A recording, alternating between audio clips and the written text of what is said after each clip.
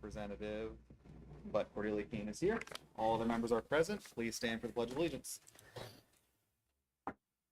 I pledge Allegiance to the flag of the United States of America and to the republic for which it stands, one nation, under God, indivisible, with liberty and justice for all. Thank you. This evening, we don't have any presentations or adjustments to the agenda, so I'll look for a motion to approve our last meeting minutes from June 10th, 2026. So moved. Second. Motion by Marie, second by Amy. Any discussion? All those in favor? That is unanimous. Thank you. Moving on to our consent agenda, nominations. David Catananzaro for Biddeford High School 8th grade teacher. Replacing Mr. Shaw, my 6th grade or 7th grade social studies teacher. Zoe Tippy for BHS teacher. Nillian Rivers, Biddeford primary school teacher. Mary Wallace, Biddeford high school teacher. Eve Wright, Biddeford high school teacher. Christopher Jenny, APC teacher. Biddeford Regional Center of Technology teacher, and appointments for Brian Beckwith, Biddeford High School Ed Tech 3, Megan Spooner, Biddeford Primary School Ed Tech 3, Haley Rennie, Biddeford Primary School Ed Tech 2, resignations, Jacqueline Egan, Biddeford High School Ed Tech 2, Joan Brown, BIS Ed Tech 3, and transfers, Macy Dugan to Biddeford Primary School Ed Tech 2, and Franklin Wesley, Biddeford Middle School Ed Tech 2. So moved. Second. Motion from Marie, second from Amy. Any discussion? All those in favor? That is unanimous. And that will bring us to Superintendent's report. Superintendent Ray. All right, good evening, everybody. Make this nice and long for you, Megan. Great. No, just a few things, certainly winding down from the end of the school year until now, just kind of decompress a little bit. But some of the things that people are pretty busy on is certainly always trying to fill positions as quick as possible in the summertime. We're actually, today we're in good shape. That can sometimes change as August comes in, especially with support staff positions. But we'll also be talking about our new support staff contract tonight, which I think will help us very much. Tomorrow I'll be having interviews for a director of food service based off our shared position of someone retiring. But I think we're going to be in very, very good shape on that position. We're also starting the planning for the welcome back. You have to start early because I don't know how we keep trying to outdo ourselves and what our theme will be this year, but we'll figure that out very shortly. Some good news, Chris was able to text me this morning. If you remember, we had a grant to help with supporting a homeless navigation position that we share between several of the districts and the Welcome Center. We received, as a consortium, about another $250,000. Not all of the details are out there, but that will at least support that for another year or more, which is helpful as families are displaced and we try to get them into some permanent housing as quick as possible. The navigator has been very helpful keeping all those leads on apartments in each place, because throughout our communities, no one really wants to uproot their kids, but we need to know what's available in each community to keep that on.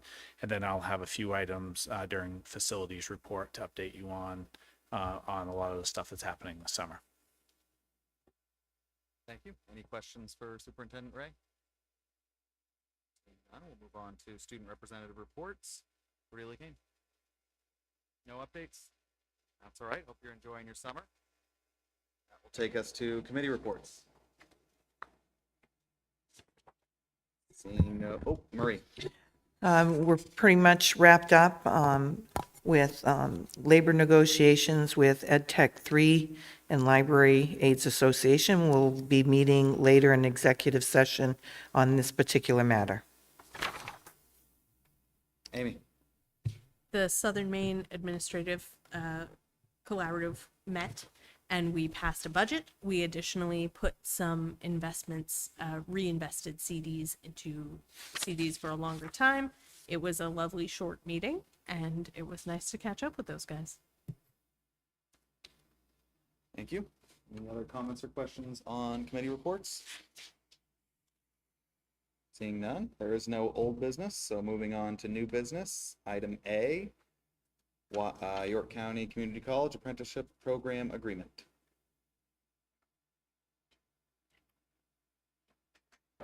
Director Seer.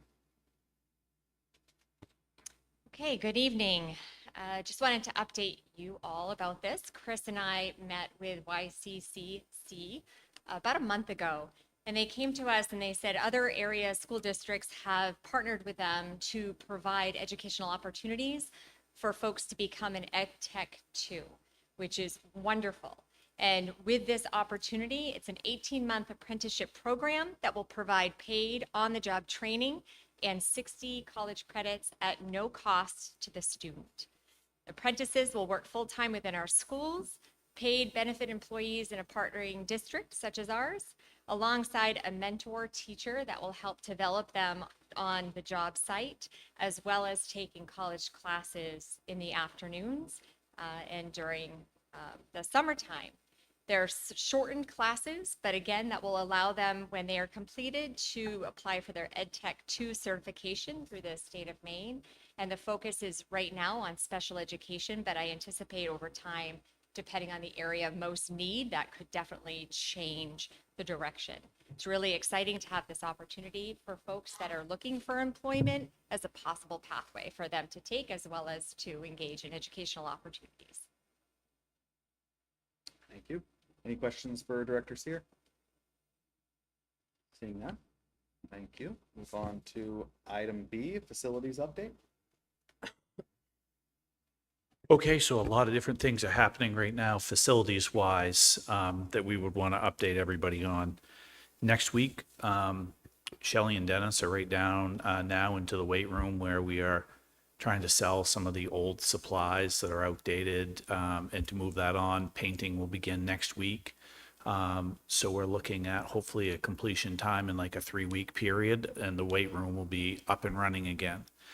After that, in middle August, we have gym floors being redone at Tiger Gym, Intermediate School, and the middle school. Those courts have just, they're, especially the middle school and BIS, have really started to be very slippery at times during that, and you just can't clean them, so they're going to be resurfaced and relined. We have the punch list being completed at the primary school. We're down to very few things in outdoor work. Couple of glass pieces that just haven't come in, or products that just haven't arrived. We're estimating that we're about 2 to 3 weeks, hopefully, from occupancy. That doesn't mean that that will always be that way, but we're in good shape for the hopefully early couple weeks in August to get things in there. We'll be able to start moving furniture out of classrooms and into the new spaces, but you can't have people in there until you have that occupancy permit. You guys may remember how out front here, we've had those like granite blockers over time that really don't work now that the COT is in the new place. We're moving those to other parts of the district to help keep people from parking on certain lawn spaces and others, because it's just so much work in the spring when like people drive on stuff and then you're redoing it all. So we're working hard to try to keep some of those places done. They're working on the paving here at the high school out back and at BPS so that we'll have additional parking spots for next year.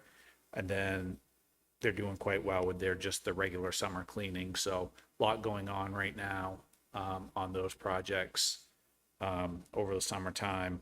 Certainly those couple of days last week didn't help anybody out. And certainly we're not going to have employees work in those conditions in our building because it's just too much, or outside. Thank you. Any questions for the superintendent? Amy. This is just a question for next time, actually. I know that there was some conversation around the traffic pattern around BPS and potential improvements. At the next meeting, if we could get an update on what winds up happening with that, that would be great. I've been hearing a lot of noise about it. Yeah. Part of that is around our ability of what we can pave and not pave. Initially, we thought we were going to be able to widen that driveway that I talked to you guys about, but there's a major fiber cable that runs underneath that. So that limits our ability to do that piece a little bit. And so we're gonna probably have to go back. Bill just told me that the other day, is that to relocate that cable would have been more than what we would have been able to do. What we need is people to take the bus. So we have to push bus ridership is a very important piece of that. Right. Since we're talking about traffic patterns, is there anything on Maplewood, any new developments, anything we're looking to do to try to alleviate that quagmire out there? I'll talk with Joanne again, because that requires a little bit more of a police situation, because again, we don't have the ability to just turn this into a one-way street or do any of those pieces. And then shutting down parts of the road makes it difficult. I'll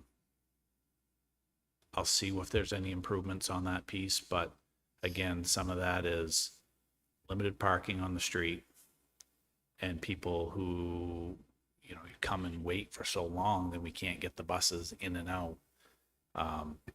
So let me talk to Joanne. I haven't seen her in a couple of weeks. Just a question, because this kind of just popped in my head. If I look at where the fence is on Maplewood, and I know there are like houses, but there seems like there's a lot of property. It's a little bit of a mess. It's like tar, and then it kind of dips down. Would there be any way of widening that, kind of having like an HOV lane, like they do like on the turnpike, where when they come in, when they get past the house, drop-offs could be out there, just to keep the steady flow here, but have like an additional, I don't know if there's anything that we can do that way. I will need to get not only Joanne, but Jeff involved on a question like that, because that changing the roadways for us would be a much bigger piece, and I don't know that process, Marie, what that would look like. Okay. Something to think about. Any other questions or comments on facilities? Have an HOV drop.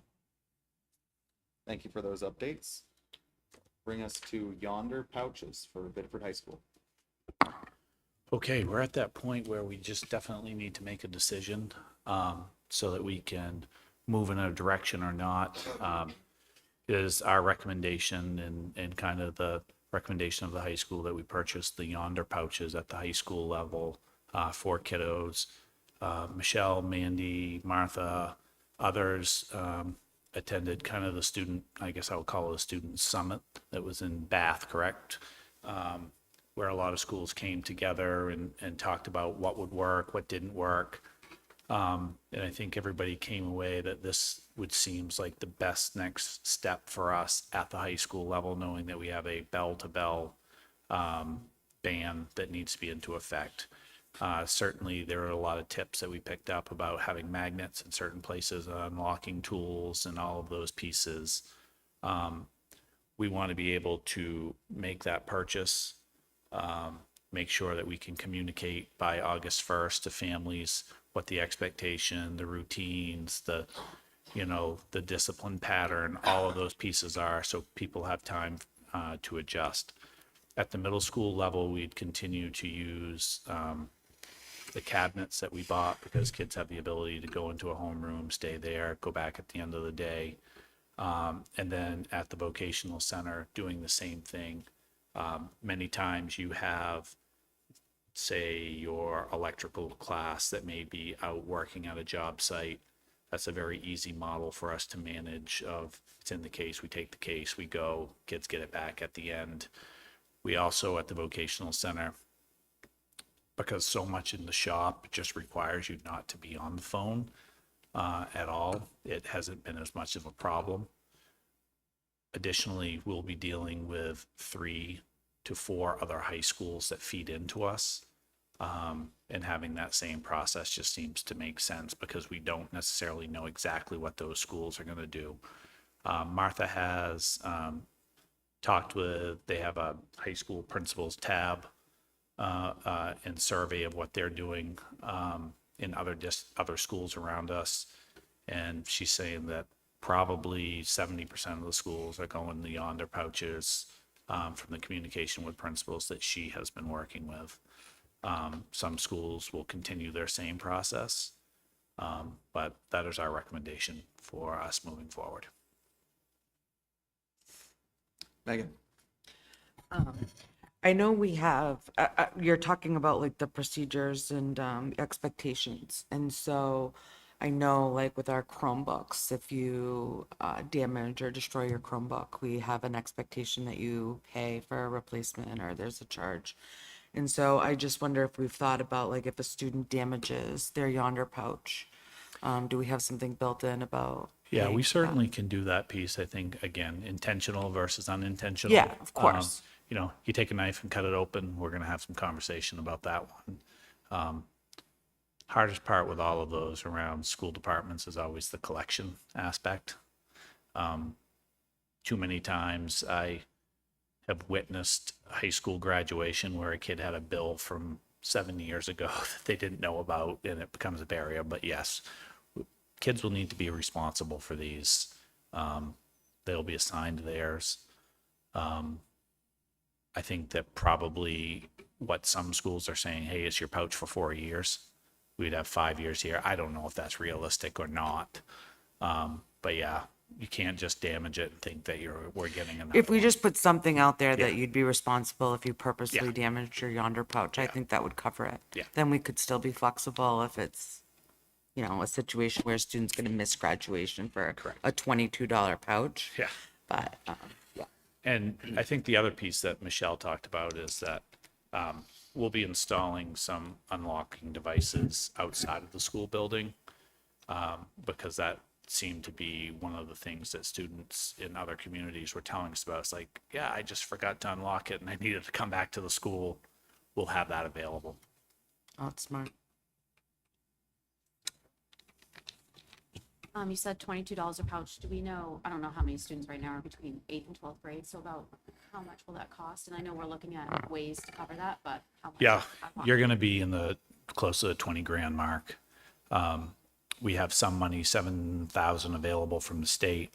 We've looked at a couple of grants to figure out the rest of it. That we're hoping the money will be released through the Shaw grant. We've put in for that with Sanford. And then we have some of those technology funds that we've used where we've sold old equipment that can cover the costs.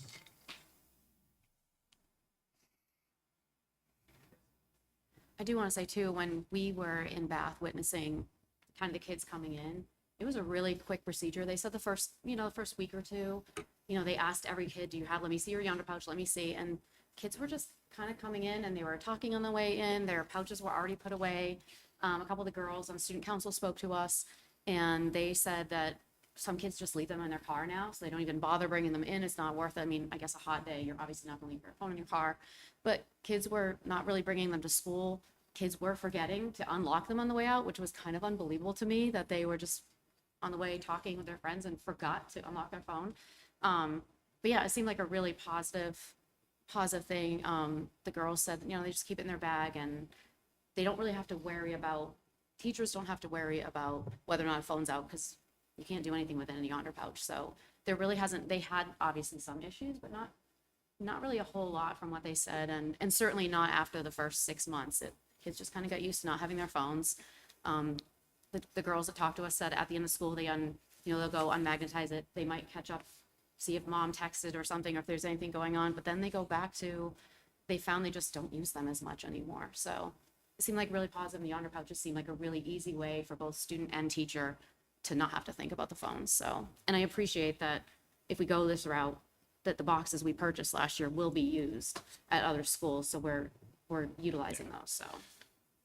And this is just kind of the other piece that follows this up is that throughout the course of this year, we also plan to just examine the amount of screen time we're using throughout the district at all levels. Again, I think there's an appropriate amount of screen time. How one of the things that's important to me is not just to say that we have too much or too little or just right. It's like there's got to be some data on that. And that's the first piece of the puzzle, is to figure out how do we, it's easy when you're dealing with your own kid's device and you can look at your screen time, but as you try to manage that as a district, that's a little bit bigger of a discussion. And we're going to work with some parent groups and really have that conversation through all three communities at one time. It doesn't seem to make a lot of sense to me to have one effort in one community, one in another, and just we're all together. Let's have a discussion about how we're going to do that, because that will obviously impact some funding decisions down the road of, if you had bought online resources only, then you might have to pivot to something else, or vice versa, and how much time are we spending?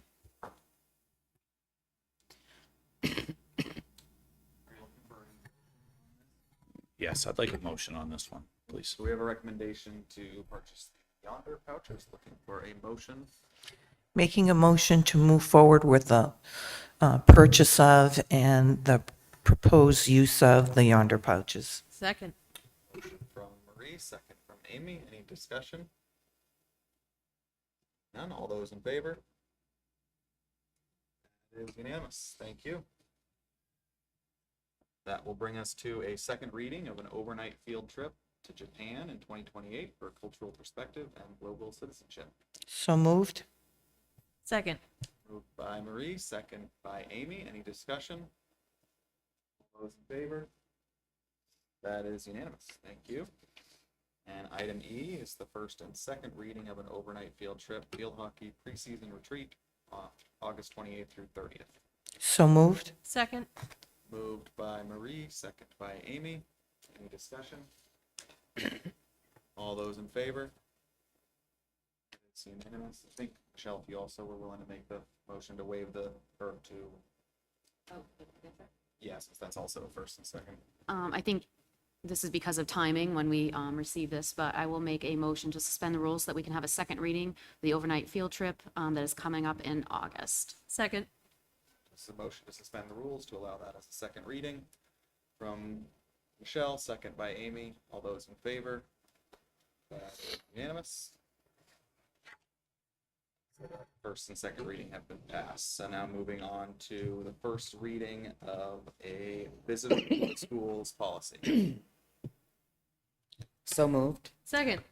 By Megan, second by Amy. Any discussion? All those in favor? That is unanimous. Thank you. And the second reading of a policy for weapons violence and school safety. So moved. Second. Moved by Megan, second by Amy. Any discussion? All those in favor? It's unanimous. And this brings us to item H, first and second reading of a cell phone and other personal electronic devices in schools policy to revise. So again, because of the timing where this policy has to take effect on August 1st, we have to suspend, we're asking to suspend the rules to do a first and second reading today. Second. I have a motion from Megan, second from Marie. Discussion, and perhaps maybe before discussion, if superintendent could give an overview of this policy. So this policy is the update of the requirement of what we have been working on since the passage of the governor's budget of a bell-to-bell ban. I know that the finance committee put in a lot of work and consideration on this in developing of this policy, because the timeline was extremely crunched based off the bill that was in hand. And, I suspect, like with any policy and something new, that, you may bring this back after a year of time and say, did we get this entirely right, or do we need to tweak something? And so, thanks to the good work of the policy committee and those who worked on this, and understand that this is the policy, and then we will run out the procedures. Right, there's something I'd like to add. We spent some time in our policy committee meetings. We had a couple where we went through this.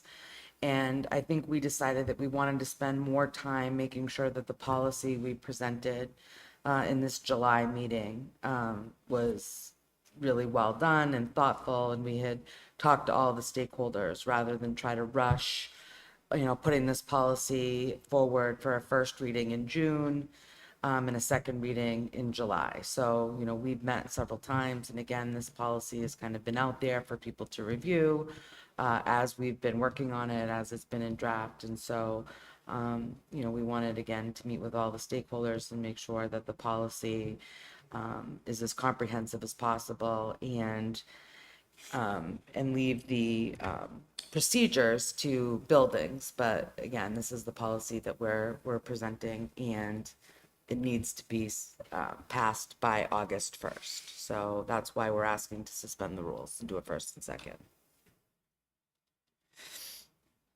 Discussion from committee? Then this is first voting on the policy. All those in favor? That is unanimous. And then a motion to suspend the rules for the second reading. So moved. Second. Moved by Marie, second by Megan. Discussion. Those in favor? That is unanimous. Thank you. I hope and I believe the superintendent and the high school administration will keep us updated as how this works throughout the school year, especially in the beginning. I suspect you'll get plenty of feedback around this policy at the beginning of the school year. Also would be helpful to hear from our student representatives in the first couple weeks. Thank you. That will bring us to public participation portion of our meeting, for which there is a 3-minute limit for any item relevant to the school committee.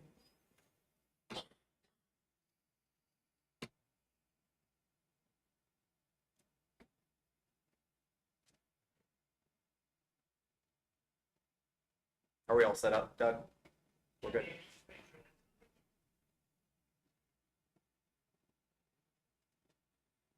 Hi, my name's Amy Kern. Some of you obviously know me.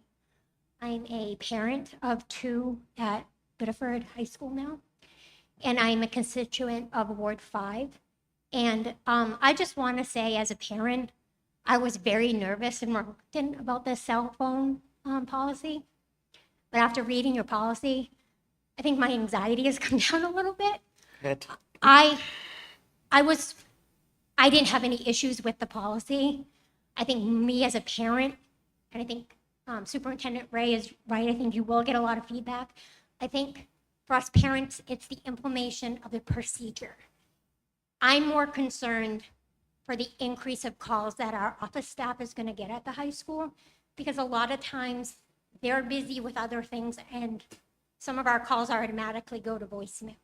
So I guess that's my only concern as a parent. I want to make sure that this load of traffic, that our staff can handle that. And if we find that they can't, then I think that we need to be open of providing them more resources to do that. Because I think, as Megan has stated, stakeholders are nervous. Like, I'm nervous. But I think that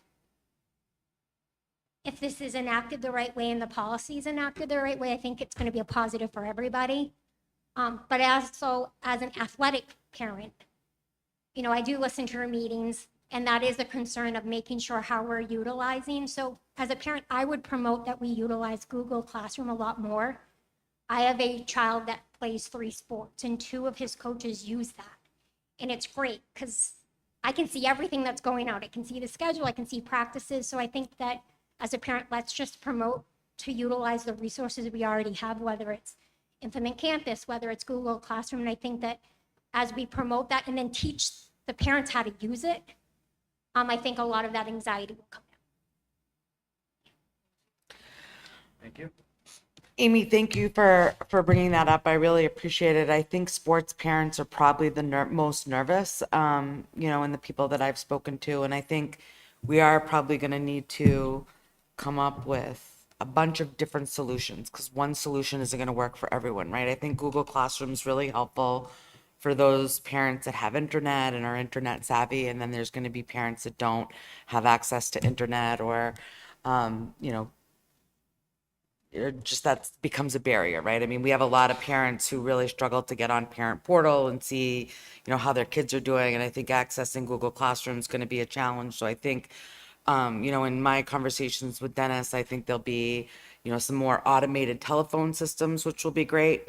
And then I think, there's going to be coaches that are accessing the things that are already working for them, which is wonderful. And I think we're just going to have to do some trial and error.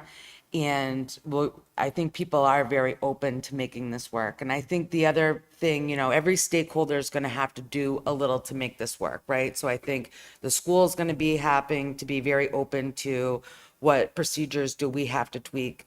And I think kids are going to have to be very open to, how do I exist without my phone? Because for a lot of kids, this is an addiction, and it's become the coping skill that they've learned to rely on, and they don't know other coping skills. So we've got to be patient with kids and teach them other coping skills. And then parents also have to start to understand like what things are now and what things can wait.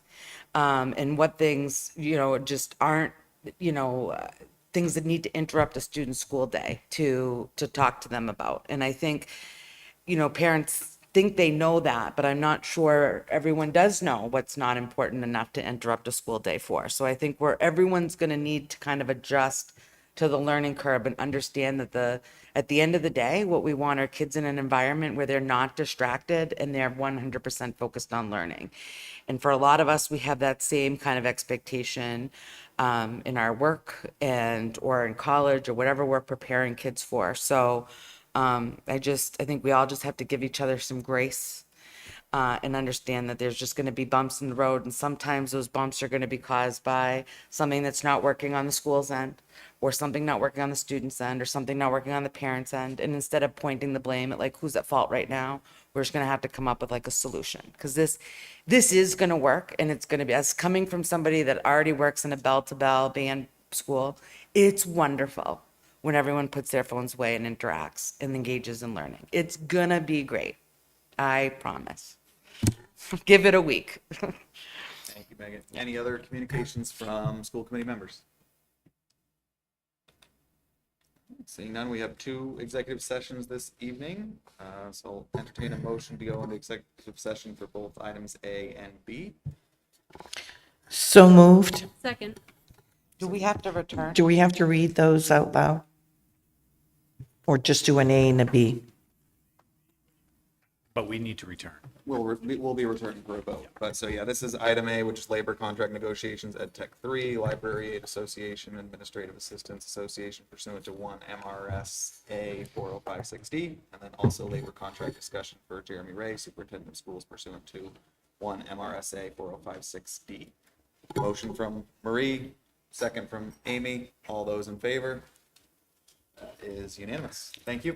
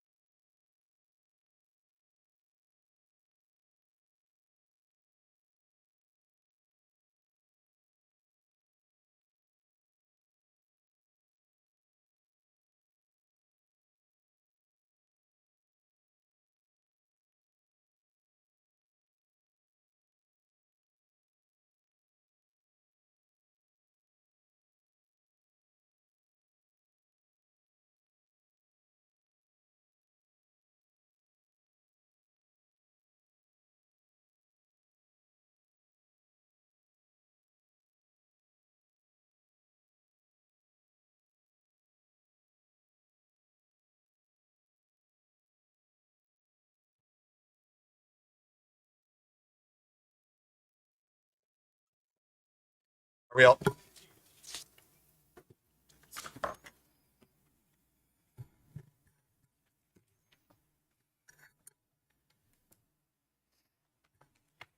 I will call the school committee back to order. I'm looking for a motion to exit executive session. So moved. Second. Motion by Marie, second by Amy. All those in favor?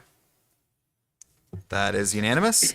And now looking for approval of labor contract negotiations, Ed Tech 3, Library Aides Association, and Administrative Assistants Association. So moved. Second. Moved by Marie, second by Amy. Any discussion? All those in favor?